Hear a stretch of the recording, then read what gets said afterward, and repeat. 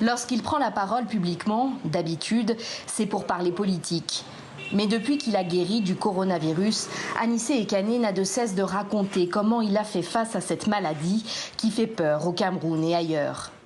Comme d'autres patients, l'homme politique s'est senti stigmatisé, même à l'hôpital. Les médecins et les infirmiers avaient d'abord pour souci de se protéger. Donc, ils ne s'approchaient pas beaucoup des malades. Bon, on m'a soigné, on m'a fait une injection, etc. Mais ils avaient vraiment un souci, c'était tout au début. Donc le Covid-19 faisait des morts dans le monde entier. Donc, et c'était compréhensible qu'ils aient peur. Dès qu'on leur amène quelqu'un qui tousse un peu, ça posait un problème.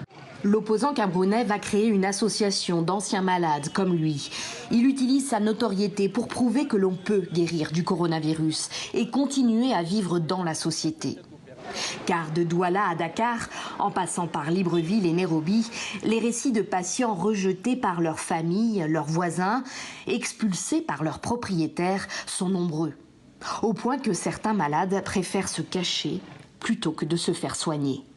Une personne qui serait reconnue comme coronavirus positif, mais cette personne-là, malgré elle, devient le vecteur matériel d'une menace et d'un danger qui guette ceux qui peuvent être dans son environnement et confirme ou renforce dans les pensées et l'imaginaire de l'entourage la dangerosité non seulement du corona qui est un peu loin et virtuel, mais la dangerosité maintenant qui est au pas de leur porte.